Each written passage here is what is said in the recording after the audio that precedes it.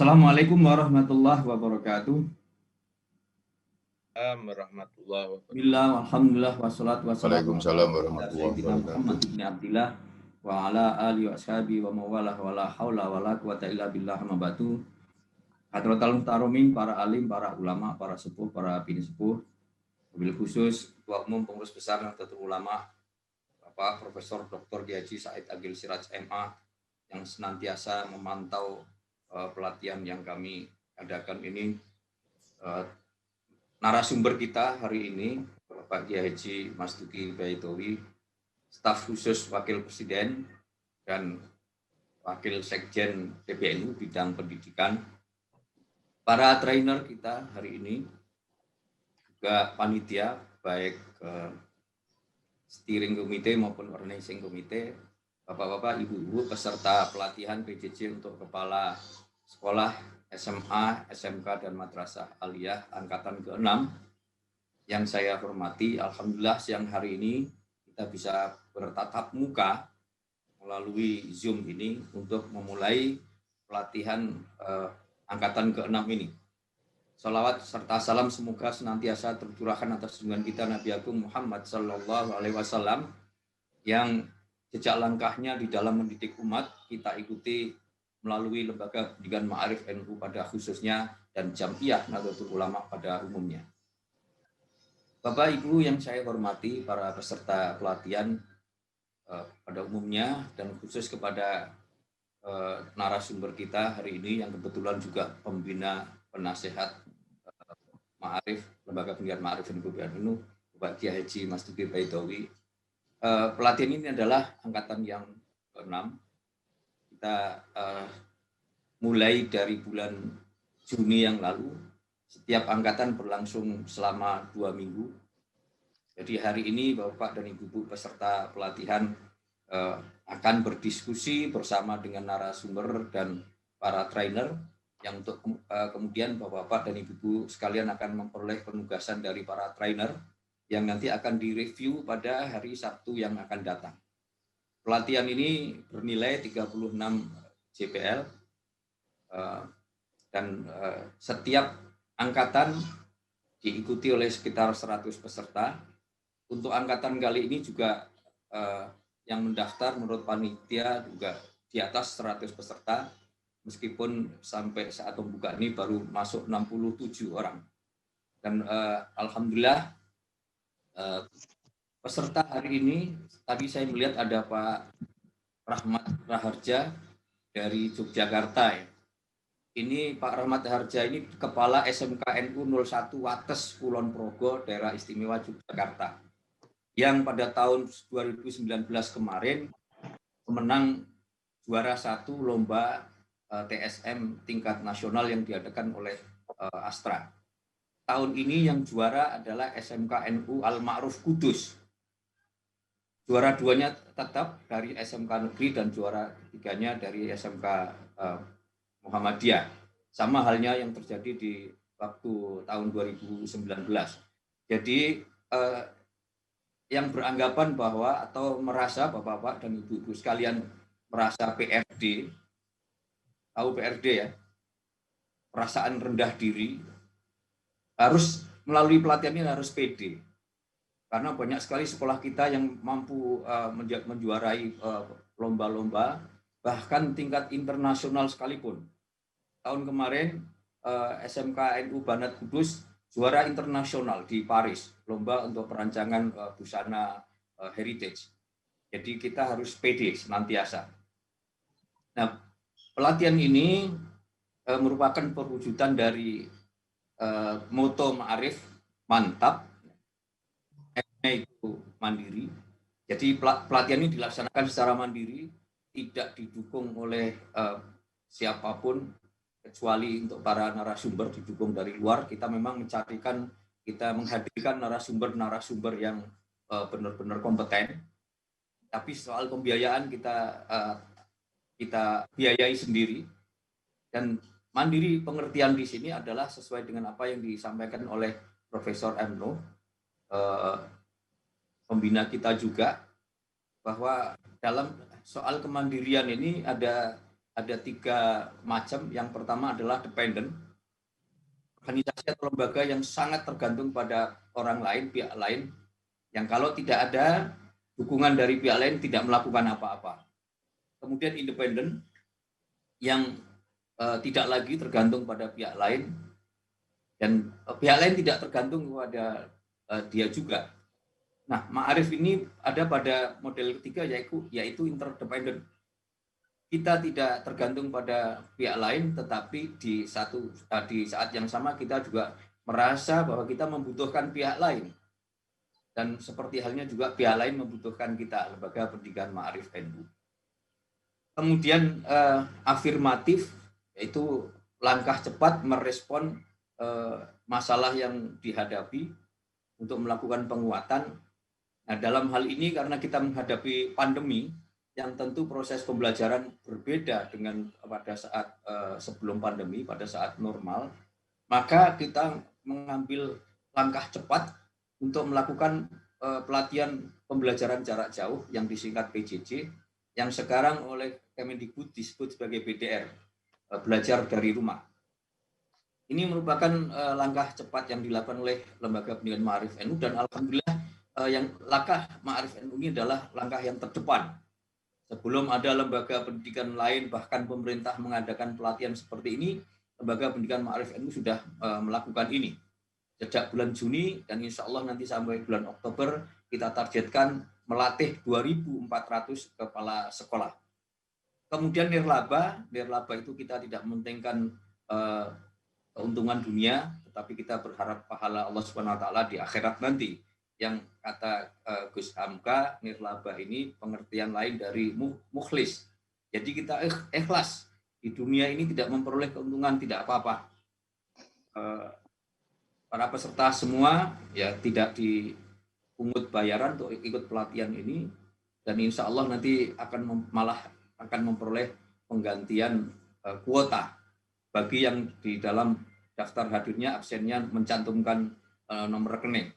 Yang tidak mencantumkan nomor rekening tentu saja tidak akan memperoleh penggantian. Kemudian transformatif. Transformatif itu mentransfer apa yang kita miliki kepada orang lain. Dan yang utama kita lakukan transformasi ini adalah merubah mindset kita semua mengenai pembelajaran. Kalau selama ini pembelajaran harus selalu tatap muka, maka kemudian ini sekarang dilakukan secara PJJ, pembelajaran jarak jauh, dan kita juga merubah mindset bahwa selama ini mindsetnya kalau PJJ itu harus daring, padahal PJJ itu tidak harus daring, ada juga luring dan ada juga blended, campuran antara daring dan luring.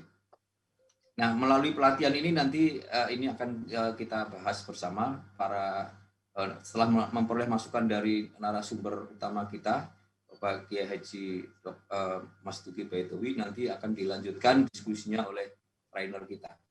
Kemudian adaptif. Adaptif ini kemampuan kita untuk mengadaptasikan hal-hal baru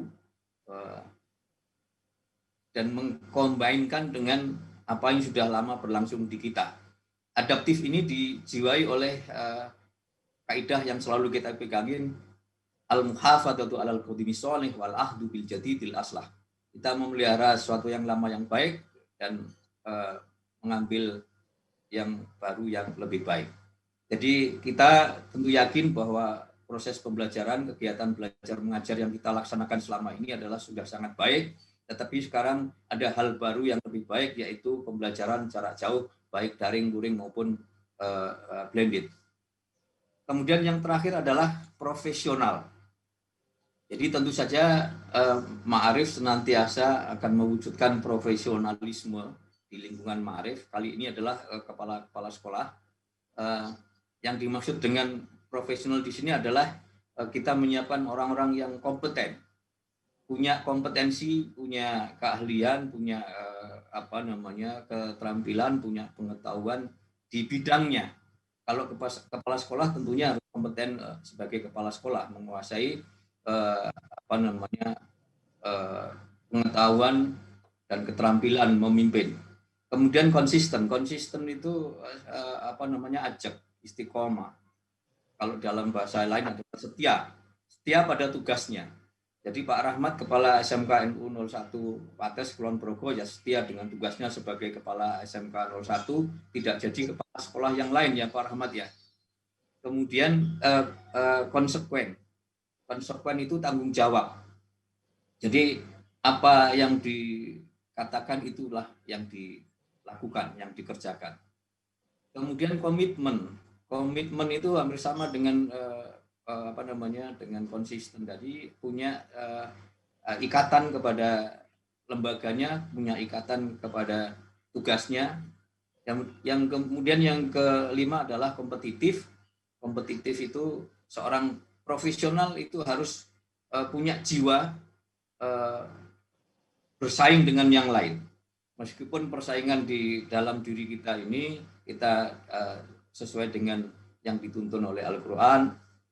Yang pertama, kita dijiwai oleh fastabiqul khairat, kita berlomba-lomba dalam kebaikan, tetapi juga ayat lain, innamal mu'minuna ikhwatun. Jadi sesungguhnya orang-orang yang beriman itu adalah bersaudara. Karena itu kita letakkan kompetisi kita ini adalah dalam kerangka persaudaraan sesama Muslim juga.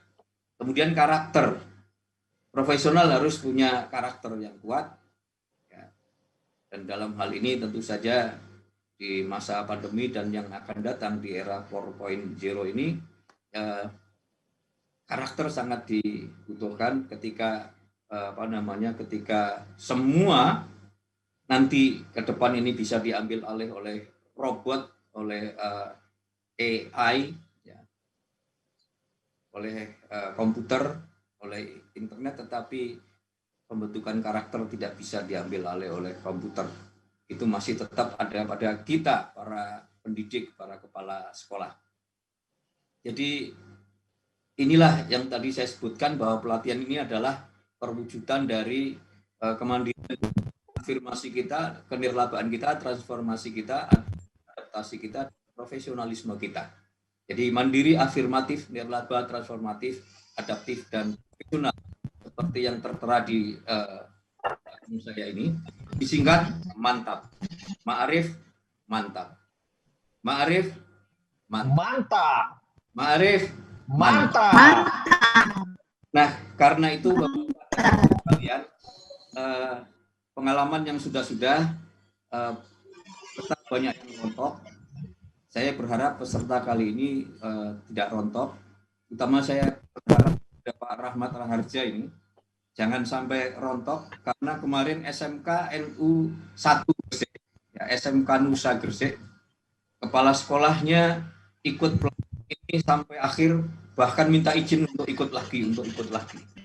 Jadi karena merasa yang diperoleh di pelatihan ini sungguh sangat bermakna. Beliau menyisihkan kegiatan yang lain untuk mengikuti pelatihan ini, dan saya kira ini sangat penting karena bisa memberi motivasi kepada kepala sekolah yang lain. Meskipun sekolahnya sudah sangat maju dan dan berprestasi, tetapi tetap mau bersama-sama dengan yang lain ilmu. Dan dari SMK NU SMA NU 1 Gresik pada minggu kedua menampilkan video profil SMA Nusa Gresik.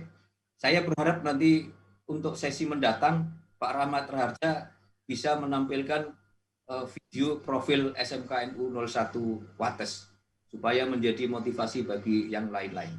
Saya kira sudah ada ya Pak Rahmat ya. Siap, insya Allah. Tampilkan ya 3-5 menit videonya, nanti ditampilkan di sini untuk bisa sekali lagi menjadi pembelajaran dan motivasi kita bersama. Saya ucapkan terima kasih kepada narasumber kita hari ini, Bapak Kiai Mas Duki Baitowi, yang telah menyisihkan waktunya di tengah-tengah kesibukan beliau untuk bisa memberikan pencerahan kepada kita semua. Terima kasih kepada trainer, terima kasih kepada para panitia, steering komite, terima kasih juga kepada para pengurus Lembaga Pendidikan Ma'arif NU PBNU yang mendukung suksesnya acara ini. Terima kasih kepada para peserta. Ini saya lihat jumlah pesertanya terus bertambah. Nanti pintu Zoom akan ditutup pada jam 2 dan biasanya memang pada masuknya telat. Jadi ini yang juga perlu kita rubah mindset kita. Yang kita katanya kalau NU itu harus telat. Kalau sudah tidak telat, tidak NU lagi katanya. Kita rubah, itu tidak benar. Itu tidak benar. Saya kira demikian saja. Marilah kita awali pelatihan PJJ untuk kepala sekolah SMA, SMK, dan Madrasah Aliyah angkatan ke-6 sesi 1 ini dengan bersama-sama membaca basmalah. Bismillahirrahmanirrahim. Demikian pelatihan PJJ untuk kepala sekolah SMA, SMK, dan Madrasah Aliyah angkatan ke-6 ini secara resmi saya nyatakan dibuka. Assalamualaikum warahmatullahi wabarakatuh. Waalaikumsalam warahmatullahi wabarakatuh.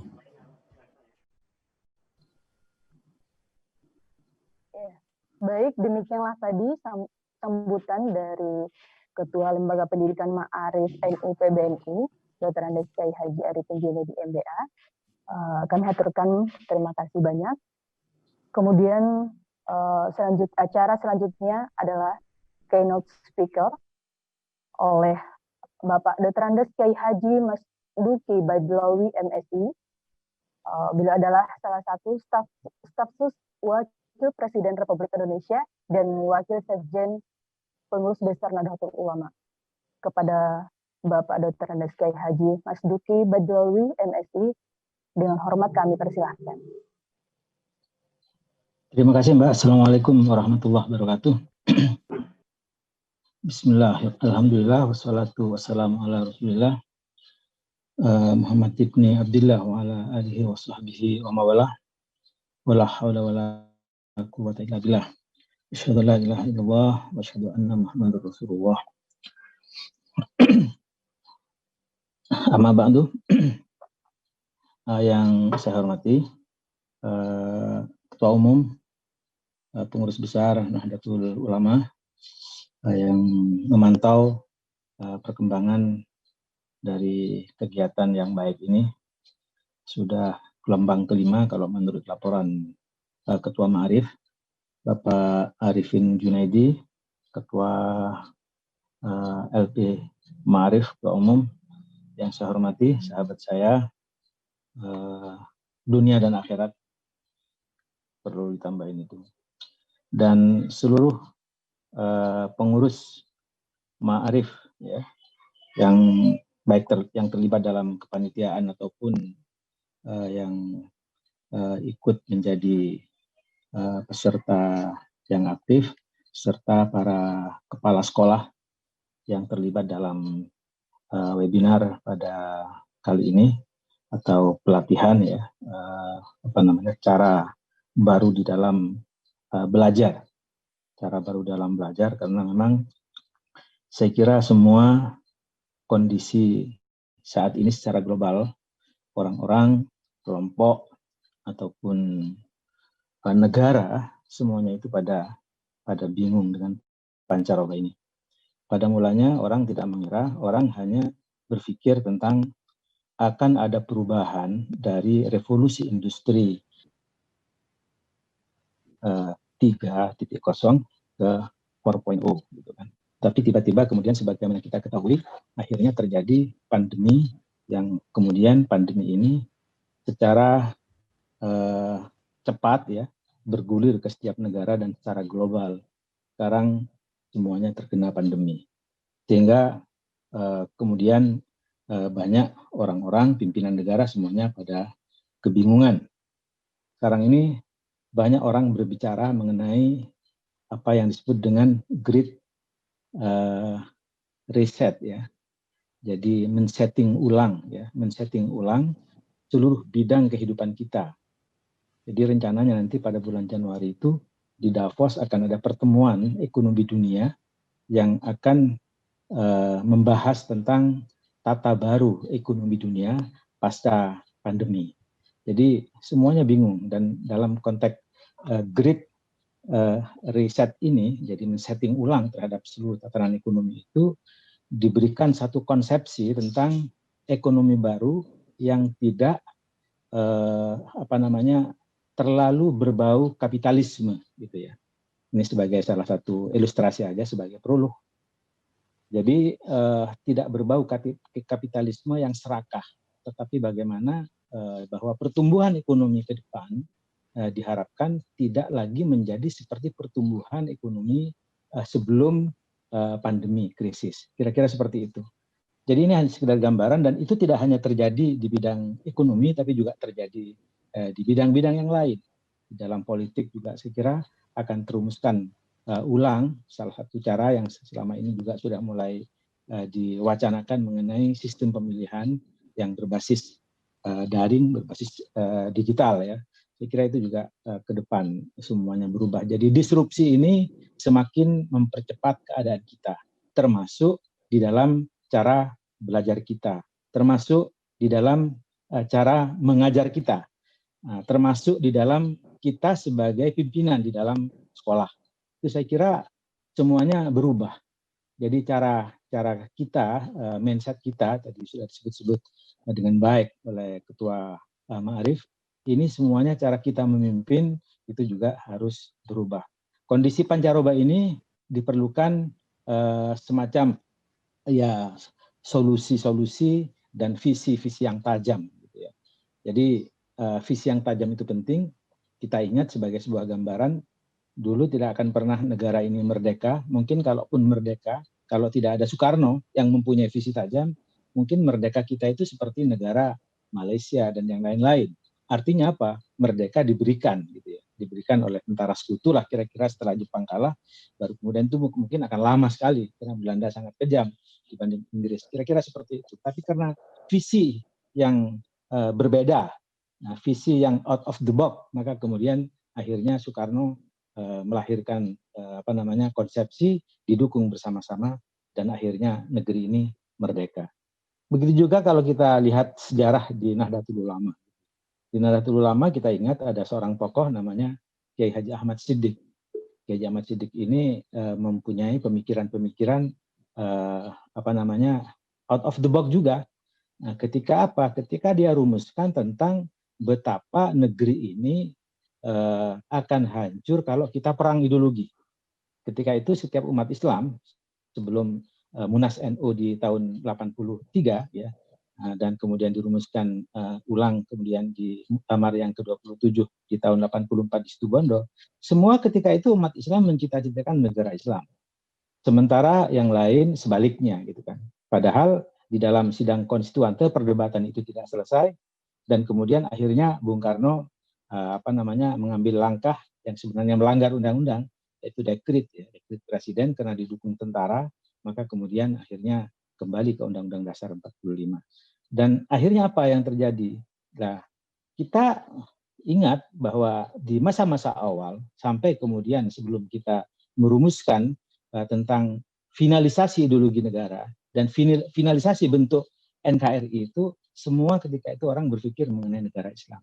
Tapi dengan pemikiran di luar biasa ya, jadi out of the box cara berpikirnya, maka Kiai Ahmad Siddiq setelah diperintah oleh Kiai As'ad Samsul Arifin bahwa sila pertama itu adalah sila ketuhanan yang Maha Esa, itu adalah tauhid, maka kemudian dirumuskanlah ya satu proses istimbatul hukum atau ijtihad sebenarnya, tapi orang NU tidak mau ya mengatakan ijtihad, tapi mengatakan istimbatul hukum gitu kan.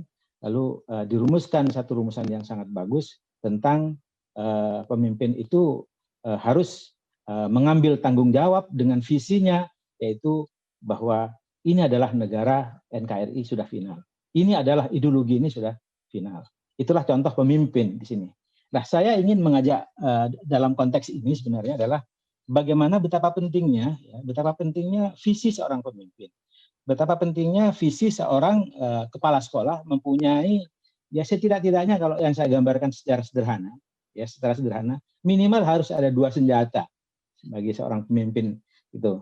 Pertama itu adalah bagaimana pemimpin itu ya setidak-tidaknya ya selama ini cara berpikir in the box, berpikir yang konvensional gitu ya. Cara berpikir konvensional itu seperti apa?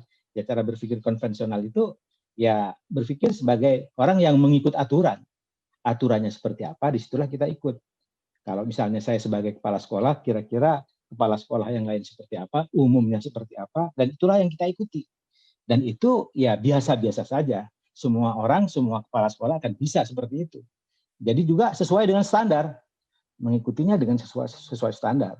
Standarnya seperti apa, dibikin garis-garis standarnya, aturannya seperti apa di dalam sekolah itu, dan kemudian kita ikuti standar itu, kita sepakati bersama. Seperti itu. Juga sesuai dengan kesepakatan. Artinya kita memang menyepakati segala sesuatu yang memang dari awal kita pikirkan bersama. Jadi kalau kita masih kecil itu ingat kalau oleh Pak Guru atau Ibu Guru disuruh menggambar, yang rutin bagi anak-anak kalau disuruh menggambar gunung itu, ya, kalau yang rutin digambarlah 2 gundukan, gitu ya, di tengah-tengahnya lantas ada jalan, lalu kemudian di kanan kirinya ada semacam kotak-kotak dibikin titik-titik tumbuh sawah gitu kan, lalu ada pohon-pohon. Itu adalah cara berpikir konvensional gitu ya. Cara berpikir konvensional seperti ini sebenarnya kita sudah dididik mulai dari kecil. Sehingga kita memang akhirnya ada kecenderungan untuk susah sekali keluar dari zona yang seperti biasa kita lakukan setiap hari. Disinilah saya kira betapa pentingnya kita harus mempunyai senjata yang lain. Dalam kondisi konvensional nggak apa-apa. Tetapi dalam kondisi yang tidak biasa seperti sekarang, pancaroba seperti sekarang, maka kita memang harus berpikir ya out of the box. Ya, cara belajar jarak jauh itu saya kira seperti yang sudah dikatakan tadi oleh Pak Arifin Junaidi, menterinya sendiri sekarang bingung seperti apa. Pulsanya nggak ada, ternyata negara kita juga tidak punya perangkat yang cukup untuk membuat sistem belajar jarak jauh. Bahkan sekarang masih dianggarkan, yang kira-kira baru tahun depan itu masih akan dilaksanakan proyeknya, dan itu masih akan lama. Karena apa?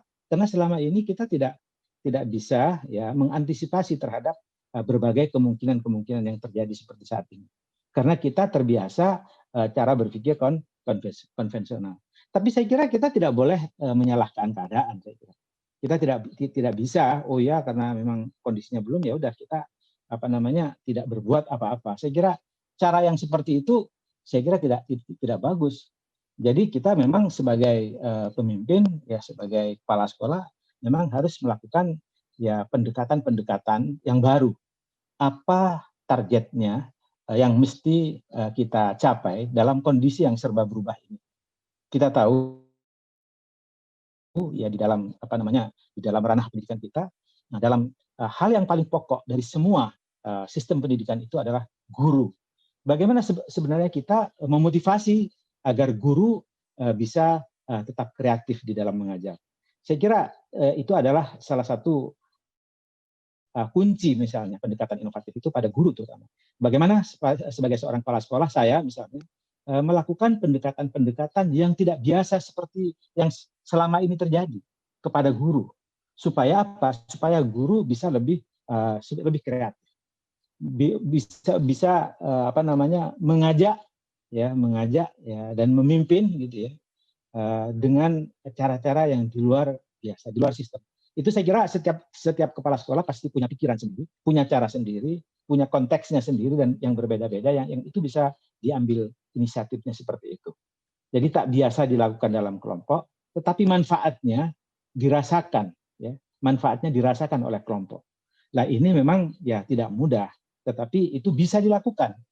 Jadi ini saya kira hal-hal yang mesti kita pikirkan bersama-sama ya untuk kemudian setelah disepakati harus kita melangkah, dan ketika kita sudah mulai melangkah maka ya kita tidak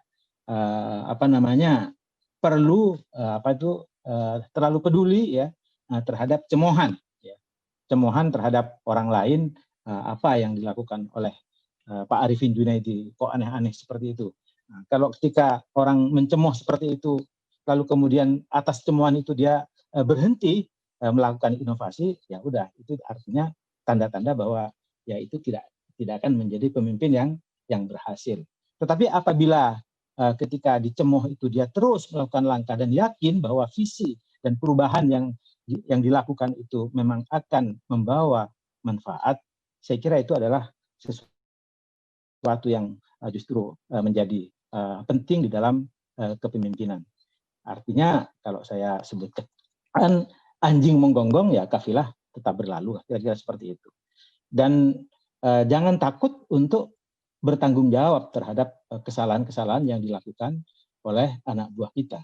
Ketika kita sudah bersepakat untuk melakukan langkah-langkah terobosan, ketika kita sudah bersepakat untuk melakukan langkah-langkah perubahan, maka pasti di dalam langkah-langkah perubahan yang kita rancang, yang kita targetkan, tahapan demi tahapannya itu sudah kita susun sedemikian rupa, pasti ada bias kesalahan. Dan ketika kesalahan itu terjadi, jangan salahkan anak buah, tetapi ambil kesalahan itu sebagai kesalahan kita sebagai seorang pemimpin. Sehingga dengan demikian maka soliditas kelompok itu akan terjamin apabila kita mampu bertanggung jawab terhadap seluruh manajemen perubahan-perubahan yang kita lakukan. Belajar jarak jauh saya kira tidak mudah.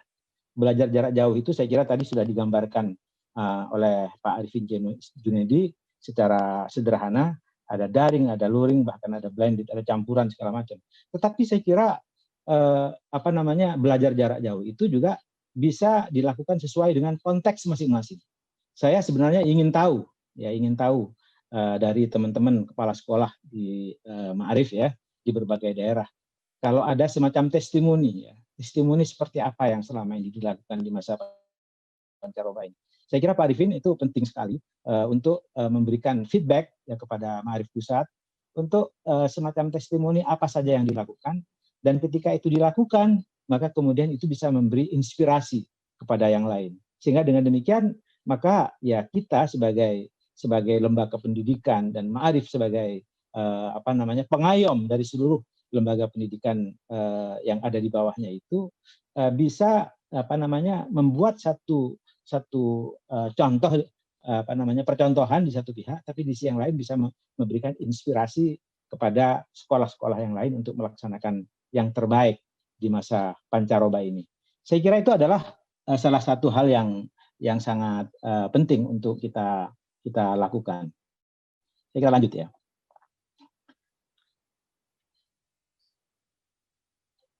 Ya. Langkah yang berikutnya yang juga tidak kalah penting ketika kita memimpin sebuah perubahan. Ketika kita memimpin sebuah perubahan, maka ada beberapa catatan. Biasanya pemimpin yang tidak baik itu suka mengeluh. Ketika guru protes, maka protesnya kemudian itu dikembangkan sedemikian rupa akhirnya menjadi masalah. Itu juga hal yang beberapa poin-poin penting yang juga harus kita hindarkan bersama-sama. Jadi juga ada kecenderungan ya di dalam proses perubahan yang sudah kita sepakati itu untuk mencapai sesuatu di dalam kita cara belajar yang baru ini misalnya, kita juga mencari celah untuk menyalahkan orang lain, menyalahkan pemerintah, ketidaksiapan kita, atau melontarkan hambatan-hambatan yang ada. Pasti banyak hambatan. Hambatan itu pasti banyak. Tapi dalam konteks kepemimpinan, saya kira kita mestinya berpikir ke depan, gitu kan?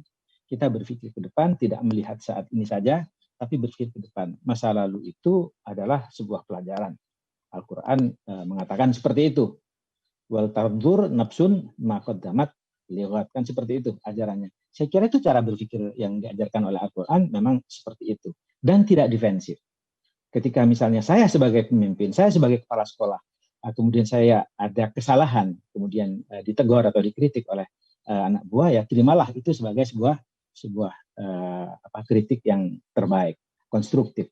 Tentu saja anak buahnya mengerti juga, cara mengkritiknya juga bukan dengan cara-cara mengkritik yang mematikan. Kalau cara kritiknya mematikan, ya memang kadang-kadang pemimpin juga tersinggung. Di dalam hal yang seperti itu, saya kira banyak sekali ajaran-ajaran bahwa kritik yang terbaik itu adalah kritik yang tidak melukai perasaan terhadap orang yang dikritik. Saya kira itu yang pokok.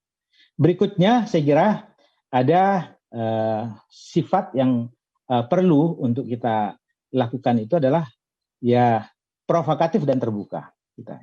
Kita harus melakukan langkah-langkah yang sifatnya ya agak provokatif, agak melakukan langkah-langkah yang sifatnya itu menantang untuk banyak direspon agar apa? Agar orang-orang bisa ikut bersama dengan kita di dalam melakukan perubahan-perubahan.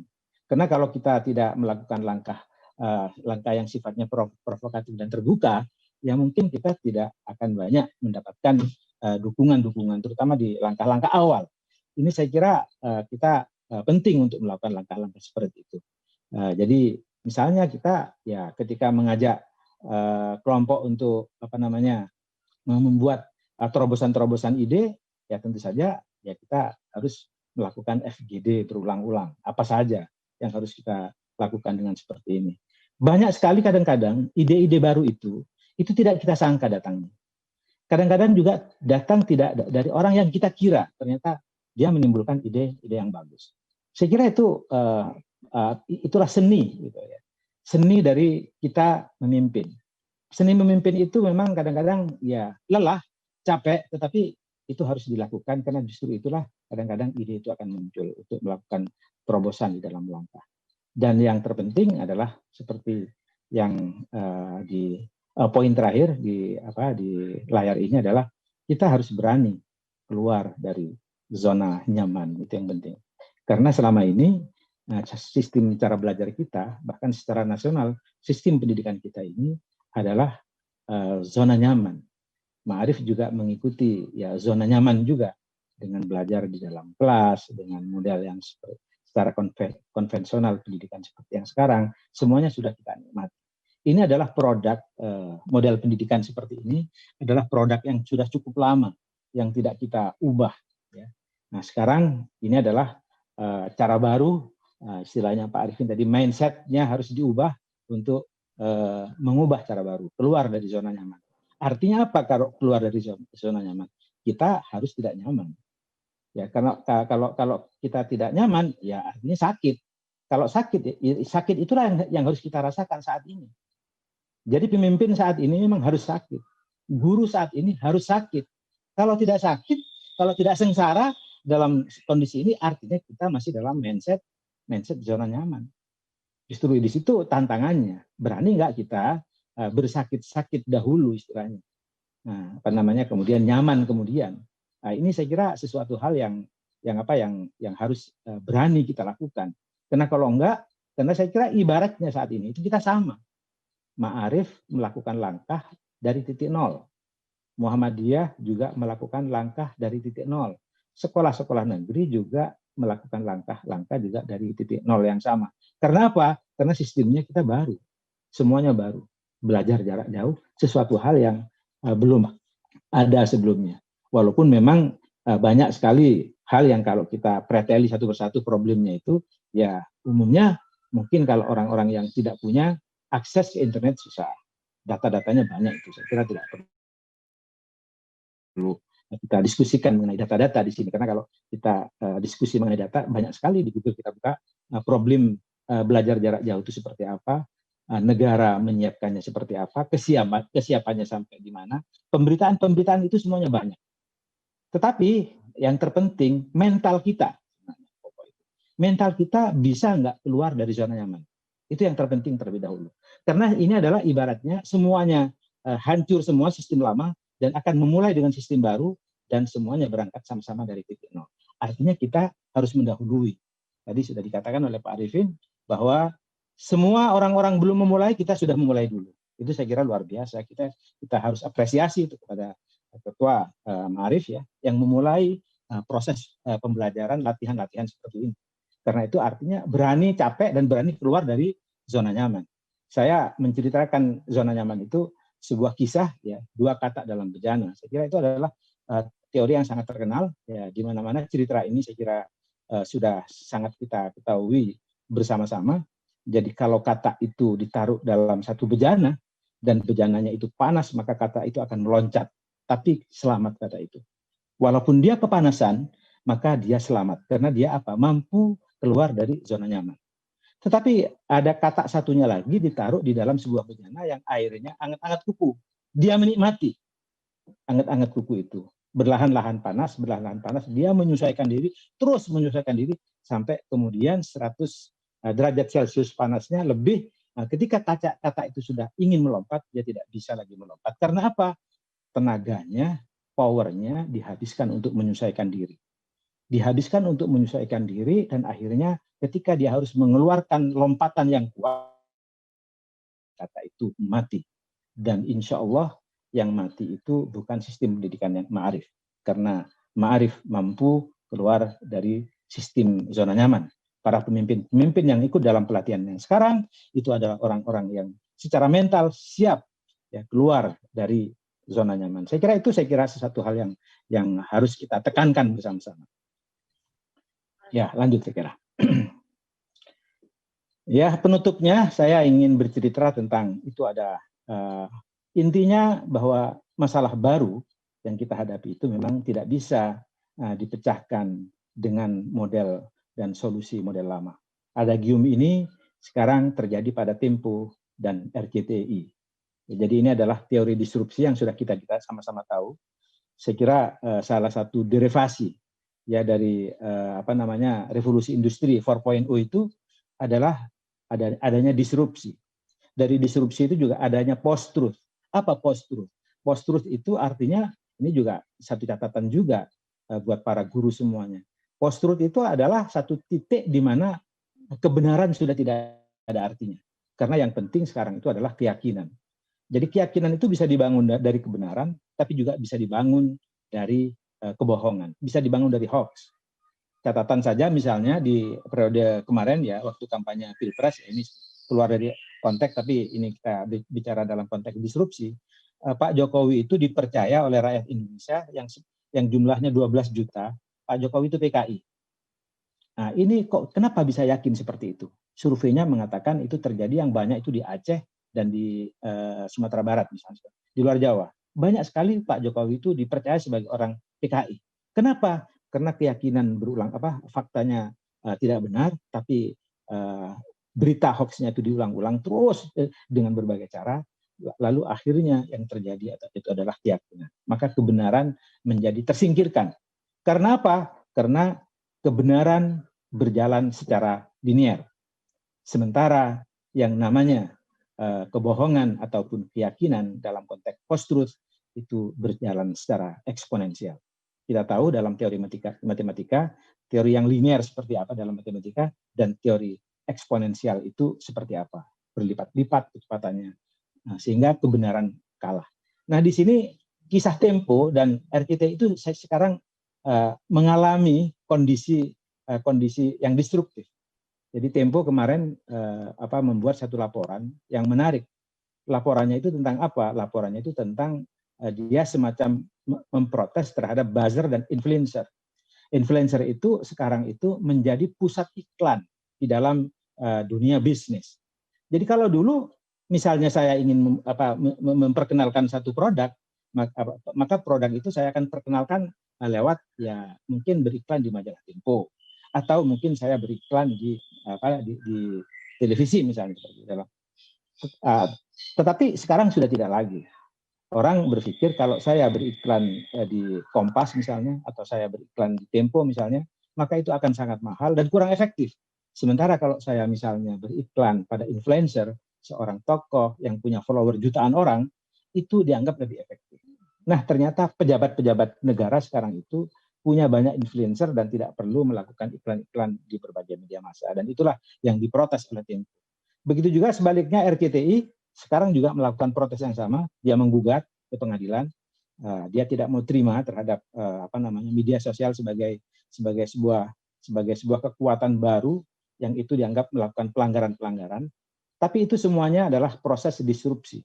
RCTI dan Tempo ke depan itu adalah sebagai sebuah media cetak dan sebagai sebuah media televisi, itu adalah media yang sudah rembang petang, memasuki rembang petang. Jadi ke depan itu semuanya sudah berubah, terdisrupsi, semuanya sama. Dengan misalnya antara ojek online dengan ojek konvensional, antara taksi online dengan taksi konvensional. Semuanya berubah. Mudah-mudahan kepala sekolah di Ma'arif kita bukan menjadi korban disrupsi, tetapi justru para kepala sekolah di Ma'arif itu bisa mengendalikan disrupsi. Syaratnya apa? Syaratnya ya tentu saja kita harus berani keluar dari zona nyaman. Dan saat ini kita sebenarnya itu adalah kita sedang dalam rangka berdiskusi. Kita mengikuti pelatihan di dalam rangka kita keluar dari zona nyaman itu. Saya kira itu sebagai sebuah paparan awal. Kurang lebihnya saya mohon maaf yang sebesar-besarnya. Akhirnya Allahul muwaffiq ila aqwamit thoriq. Assalamualaikum warahmatullahi wabarakatuh. Waalaikumsalam warahmatullahi wabarakatuh. Demikian tadi topik yang sangat luar biasa yang disampaikan oleh Bapak Dr. Andes Kyai Haji Mas Duki Badlawi MSc. Kami haturkan terima kasih. Selanjutnya acara selanjutnya untuk mendapatkan keberkahan dari Allah Subhanahu wa taala, marilah kita sejenak menundukkan kepala sambil berdoa dengan doa yang dipimpin oleh Bapak Ustadz Jamaluddin MA. Kepada Ustadz Jamaluddin MA.